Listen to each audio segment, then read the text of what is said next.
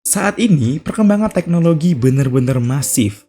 Setiap harinya akan selalu ada hal baru yang tercipta dari penerapan teknologi. Salah satunya adalah AI. Tapi kalian tahu nggak kalau penemuan ini memiliki cerita dan proses yang rumit di dalamnya? Selamat datang di segmen Ristek bersama aku Riz. Kilah.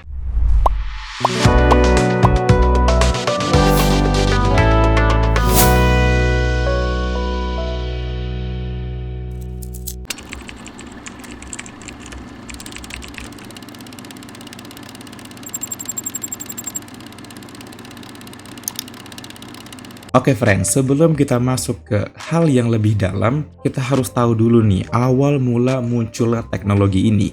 Sadar atau enggak, kalau AI ini itu bukan teknologi yang baru ya, yang muncul akhir-akhir ini. Tapi jauh sebelum itu, di tahun 1950, yaitu sebelum adanya konferensi pertama tentang AI dilaksanakan, Artificial Intelligence pertama kali dikembangkan pada tahun 1950 oleh John McCarthy dan Marvin Minsky dan para ilmuwan lain hebatnya di Massachusetts Institute of Technology atau lebih dikenal dengan MIT, yang pada saat itu membentuk sebuah kelompok penelitian untuk mempelajari teknologi AI ini. Mereka menciptakan program-program komputer yang dapat meniru kemampuan manusia seperti pemrosesan bahasa ilmiah dan permainan catur. Sampai pada saat itu muncullah satu pernyataan yang mengatakan bahwa jika manusia mampu menyelesaikan masalah dan membuat keputusan berdasarkan informasi dan tatanan yang tersedia, mengapa mesin tidak bisa melakukan hal yang sama? Hal inilah yang membuat para ilmuwan dan peneliti pada saat itu menjadi bersemangat dan yakin bahwa AI merupakan ilmu yang patut untuk dikembangkan. Lalu pada tahun 1956 dibuatlah sebuah konferensi yang bernama DSRPAI atau kepanjangan dari Dartmouth Summer Research Project on Artificial Intelligence yang menjadi tonggak awal perkembangan AI. Pada konferensi inilah para ilmuwan sepakat nih untuk memusatkan perhatian mereka pada pengembangan program-program komputer yang mampu untuk belajar dan berpikir layaknya manusia. Hingga saat ini, perkembangan AI sangatlah masif dengan munculnya machine learning dan deep learning yang memungkinkan komputer itu untuk belajar dari data dan meningkatkan kinerjanya secara mandiri. Salah satu contoh pengembangan AI yang sedang ramai diperbincangkan dan menjadi awal mula banyaknya teknologi AI yaitu ChatGPT. Pasti kalian pernah pakai kan AI yang satu ini. ChatGPT sendiri merupakan salah satu bentuk pengembangan AI yang dapat mempermudah kita untuk bisa mencari tahu akan semua hal. Namun perlu diingat kembali bahwa hasil yang kita dapatkan dari teknologi AI ini perlu kita validasi kembali karena memiliki ketidakakuratan dan juga banyaknya informasi yang masih bias. Oleh karena itu, penggunaan AI seperti ChatGPT perlu dilakukan dengan bijak dengan mempertimbangkan etika dan validitas informasi yang dihasilkan.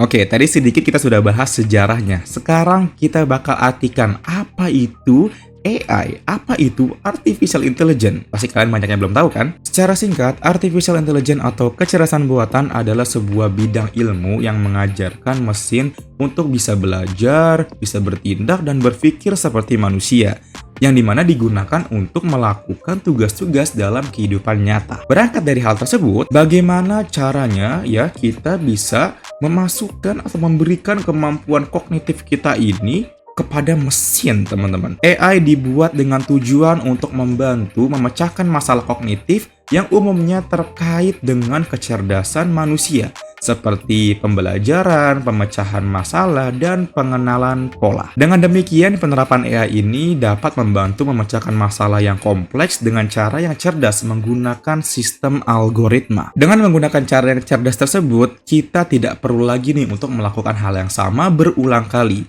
dan dapat menghindari kesalahan manusia atau human error. Simpelnya, AI itu mirip kayak otak manusia. Kita butuh data yang banyak banget untuk disimpan di dalam AI, nanti dia akan memproses itu semua sehingga menghasilkan satu keputusan atau informasi yang kita bisa gunakan. Tapi, ini kita bisa lakukannya tanpa bantuan manusia, komputer yang menjalankan ini semua, dan ini merupakan teknologi yang benar-benar luar biasa banget.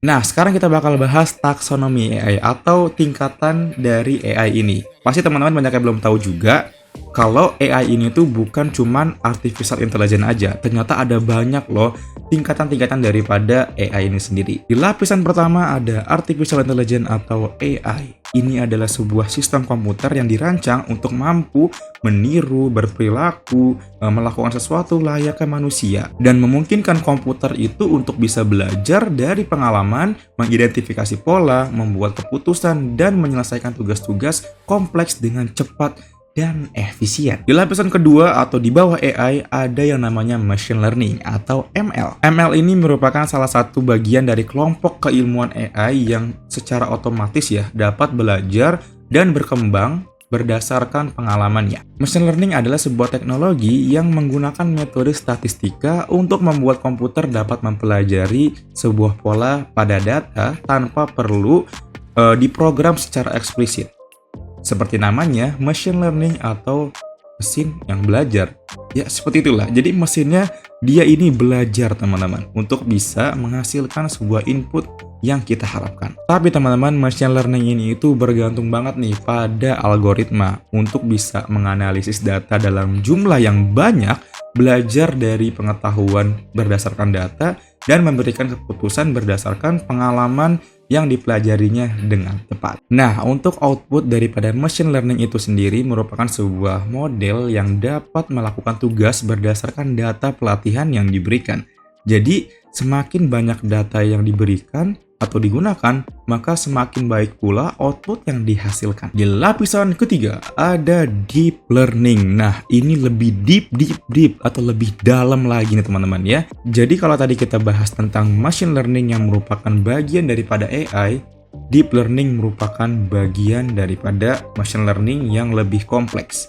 Jadi perlu diketahui ya teman-teman bahwa machine learning dan deep learning memiliki perbedaan dari kompleksitasnya. Kalau aku bisa katakan teman-teman, deep learning ini itu memiliki proses yang konsepnya itu mirip kayak syaraf di otak, yang terdiri dari beberapa bagian mulai dari input, hidden layer, dan output. Jaringan syaraf tiruan ini yang nantinya menerima masukan berupa bilangan numerik, kemudian memproses masukan tersebut untuk menghasilkan sebuah keluaran. Jadi nih, pada sebuah jaringan syaraf tiruan ini, semakin banyak jumlah hidden layer-nya dalam sistem, semakin lama jaringan syaraf tersebut memproduksi hasil. Tetapi juga semakin kompleks masalah yang dapat diselesaikan. Jadi ya mirip-mirip lah ya, kalau di otak tuh ada syaraf-syaraf yang saling berhubungan, sama dengan AI ini yang menggunakan sistem deep learning untuk bisa menghasilkan keputusan yang lebih kompleks lagi. Intinya, deep learning ini itu sebuah sistem yang lebih advance daripada machine learning yang menggunakan sistem layer ya atau syaraf tiruan. Di lapisan terdalam atau yang keempat adalah generative AI. Ini nih teman-teman yang keren banget. Kalian mungkin sudah banyak yang tahu tentang generative AI ini. Kenapa aku bisa bilang lebih keren? Karena generative AI ini itu mampu untuk menghasilkan konten yang baru berdasarkan input yang diberikan oleh user. Biasanya ya, model yang dibangun oleh generative AI ini itu menghasilkan berbagai konten mulai dari bahasa, kode, suara, hingga gambar loh. Salah satu contoh implementasi generative AI adalah DALL-E atau sebuah AI yang mampu menghasilkan gambar hanya dengan sebuah prompt tulisan teman-teman. Atau bahkan ada sekarang nih yang lagi viral yaitu Google Veo 3. Itu adalah AI yang bisa bikin video yang keren banget hanya dengan tulisan aja teman-teman. Sebenarnya masih banyak lagi implementasi daripada generative AI sendiri yang mungkin kita setiap hari pakai teman-teman. Bahkan sekarang di Instagram, di YouTube, di TikTok itu banyak banget ya konten-konten yang menggunakan AI.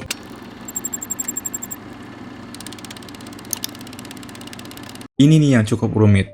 Proses bagaimana sistem AI ini bekerja di balik layar sampai kita bisa merasakan hasilnya. Beberapa hal yang aku pelajari dalam proses AI ini itu dibagi menjadi 5 tahap. Yang pertama ada digitalize dan collect. Ini merupakan tahapan pengumpulan dan penyimpanan data yang akan digunakan pada proses pembangunan AI.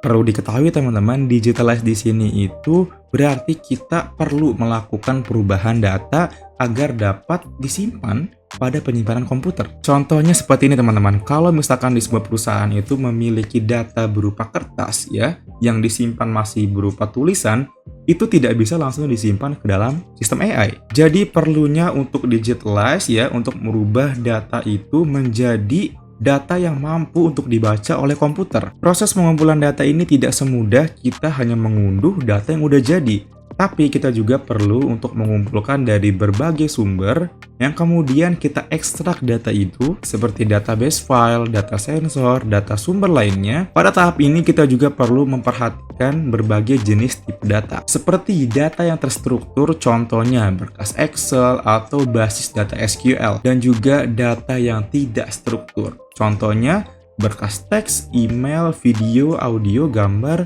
dan lain-lainnya. Faktanya teman-teman, tahapan ini merupakan kunci nih untuk menentukan tugas yang akan dilakukan oleh sistem AI berdasarkan data yang telah dikumpulkan. Yang pada akhirnya dengan pengumpulan data yang tepat, ia akan menghasilkan sebuah sistem AI yang mampu untuk menghasilkan sebuah keputusan yang diinginkan. Proses kedua ada yang namanya transform. Di sini bisa diartikan sebagai proses perubahan. Pada tahapan ini, data yang telah dikumpulkan akan diproses secara berulang-ulang, mulai dari persiapan data, mengubah data menjadi format yang dibutuhkan, hingga mengevaluasi data dengan mengidentifikasi data yang tidak dibutuhkan atau data yang nggak penting, dibuang aja gitu. Di proses yang ketiga ada train atau dilatih. Setelah melewati tahapan yang paling memakan waktu sebelumnya ya, seperti digitalize dan collect, terus juga ditransform, kita telah mendapatkan data yang telah terstruktur. Proses pelatihan ini bertujuan untuk membuat komputer dapat mempelajari data yang diberikan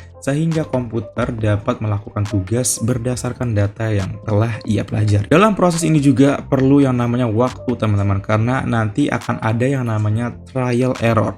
Kita harus ya mengulang secara terus-menerus ya, belajar terus-menerus, dilatih terus-menerus sama seperti manusia untuk bisa menghasilkan sebuah ilmu atau sebuah keputusan yang baik. Yang tujuannya nanti untuk menemukan algoritma yang cocok dengan data yang kita miliki sehingga dapat menghasilkan AI dengan performa yang optimal. Jadi mirip-mirip kayak manusia, kita harus terus belajar ya, sama kayak kalian yang nonton video ini. Terus belajar pokoknya sampai nanti pada akhirnya kalian bisa menghasilkan sebuah kesimpulan yang benar. Di proses keempat ada yang namanya execute. Sampai tahapan ini kita sudah punya nih hasil dari pelatihan train tadi. Model AI yang telah dilatih tadi akan disempurnakan nih dan dapat digunakan untuk melakukan hal yang sama seperti halnya manusia. Selama fase ini juga, keakuratan model juga dievaluasi secara terus-menerus. Proses eksekusi akan dianalisis kembali untuk memastikan bahwa sistem yang kita buat ini sudah memenuhi harapan dan sesuai dengan standar yang sudah ditentukan. Di tahapan kelima atau yang terakhir ada yang namanya provide insight to make decision. Nah, setelah melalui proses yang begitu rumit ya dari tahap pertama, kedua, ketiga, keempat, di tahap inilah ya AI sudah dapat melakukan tugasnya dengan baik. Sekarang kita harus melakukan ekstraksi dari pengetahuan yang diberikan oleh model tersebut. Proses ini membantu pengambilan keputusan serta meningkatkan pemahaman kita dalam pengembangan AI selanjutnya. Kalau kita membangun sebuah sistem AI yang datanya itu berubah-ubah, kita perlu memperbarui dataset dan melatih ulang model secara reguler atau yang disebut dengan retraining model. Tapi ada cara yang lebih simpel teman-teman. Kita bisa nih membuat ya sistem itu tuh bisa mengupdate dan berjalan secara otomatis. Wah, keren banget kan?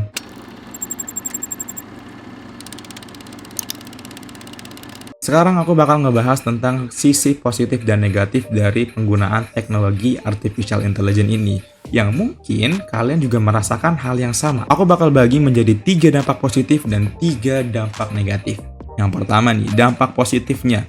AI itu bisa meningkatkan efisiensi dan produktivitas dalam banyak sektor. Contohnya nih, dalam bidang kesehatan. Sekarang sudah banyak sekali teman-teman rumah sakit itu yang menggunakan sistem AI untuk membantu produktivitas dan efisiensi dalam mengenali penyakit dari pasien. Yang kedua, AI itu bisa mempermudah dalam akses pendidikan dan informasi. Teman-teman, sekarang itu untuk mendapatkan informasi dan juga akses pendidikan sudah sangat amat mudah teman-teman dengan bantuan AI. Kalau dulu kita menggunakan Google ya, search engine Google, itu kita mendapatkan hasil dan kita tuh harus mencari lagi tuh apa yang kita butuhkan. Namun sekarang Google dengan hadirnya AI yang bernama Gemini, itu sudah semakin mudah teman-teman kita mendapatkan informasi ya. Langsung ada ringkasan daripada informasi yang kita cari. Sehingga sekarang proses mendapatkan informasi dan juga pembelajaran itu menjadi lebih mudah karena bantuan AI ini. Dampak yang ketiga, AI mampu membuka peluang solusi inovatif yang dulu mungkin kita beranggapan mustahil, tapi mungkin aja bisa terjadi teman-teman dengan AI ini. Contohnya, penerapan AI pada mobil Tesla. Wah, ini teman-teman. Dulu kalian pernah ngebayangin gak sih kalau ada nggak sih kira-kira mobil yang bisa berjalan sendiri secara otomatis tanpa harus kita yang ngendarain? Sekarang ada teman-teman. Jadi bisa aja teman-teman, apa yang kita lihat dari film itu seperti mobil terbang atau mungkin perjalanan luar angkasa itu bisa saja terjadi dengan bantuan daripada AI ini. Tadi kita udah ngomongin dampak positif daripada AI. Sekarang aku bakal bahas 3 dampak negatif daripada AI ini. Yang pertama, menghilangkan pekerjaan di beberapa sektor. Jujur ini aku rasa akan terjadi teman-teman, ya di masa depan nanti akan ada beberapa pekerjaan yang tergantikan, tapi teman-teman akan ada juga ya pekerjaan baru yang muncul nantinya dengan adanya AI ini.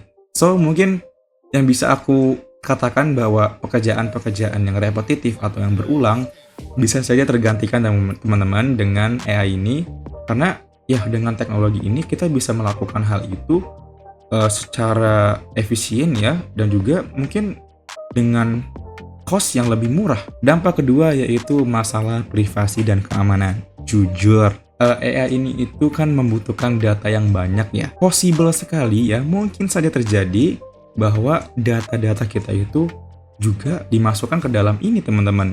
Dan bisa saja teman-teman, ya kalau peraturannya tidak ketat atau orang yang membuat sistem AI ini tuh tidak bertanggung jawab, nantinya akan ada kebocoran data yang bisa merugikan banyak orang. So, teman-teman bijak-bijaklah dalam menggunakan AI ini dan jangan sampai membagikan informasi pribadi seperti nomor telepon, kemudian juga alamat rumah, kemudian nomor induk kependudukan, atau bahkan kayak nomor ATM itu jangan sampai di-share teman-teman. Jadi ya bijak-bijaklah menggunakan teknologi ini. Dampak ketiga yang mungkin banyak dirasakan oleh banyak orang yaitu kita tuh jadi ketergantungan yang berlebihan. Manusia itu teman-teman suka sekali cara yang mudah ya dan instan. Entah kenapa ya. Ini bahaya banget teman-teman.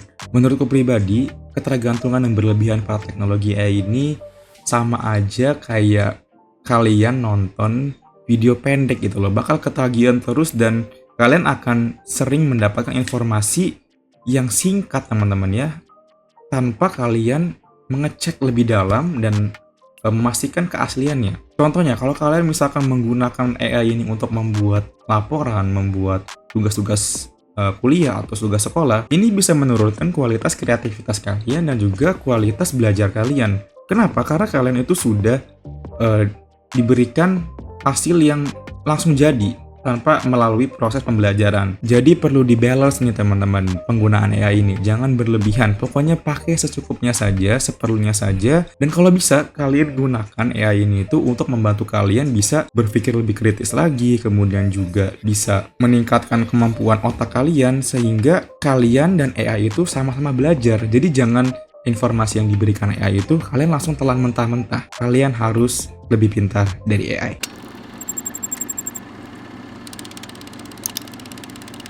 So, mungkin itu dialah sedikit tentang AI yang aku tahu, yang aku pelajari selama ini. Sebenarnya masih banyak sekali ya yang nggak bisa aku sampaikan karena teknologi AI ini itu kalau mau dibahas secara detail itu bakal rumit banget teman-teman. Tapi tenang aja, aku bakal usahakan untuk terus update tentang AI ini karena memang ini adalah ilmu yang ingin aku tekuni teman-teman. So, tungguin aja teman-teman konten-kontenku ke depannya yang membahas tentang AI. Pokoknya kalian bisa komen aja pengen bahas tentang apa lagi nih dari teknologi AI ini. Kalau dari aku pribadi, di zaman yang serba cepat ini, kita perlu banget nih kemauan untuk semangat belajar yang tinggi dan mampu untuk adaptasi secara cepat. Karena kalau sampai saat ini kita masih menutup mata teman-teman dengan perkembangan ini, kita akan merasakan dampak negatifnya. Jadi friends, apapun itu perkembangan yang sedang terjadi di dunia ini, marilah kita dukung selagi itu baik dan bijak dalam menanggapi ini. Selalu berpikir positif teman-teman kalau teknologi AI ini mampu untuk membawa peradaban kita lebih maju lagi. Karena aku percaya segala hal di dunia ini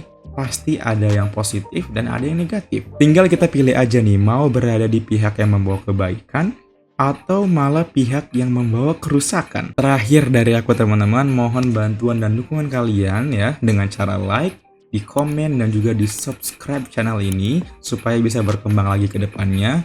Follow juga sosial mediaku di deskripsi di bawah dan komen di bawah juga kalau kalian ada pandangan lain tentang AI ini dan kita bisa diskusi bareng-bareng di komen bawah. Thank you teman-teman yang sudah menonton video ini sampai habis dan sampai jumpa lagi di video selanjutnya. Terus berbagi, terus belajar dan tetap penasaran.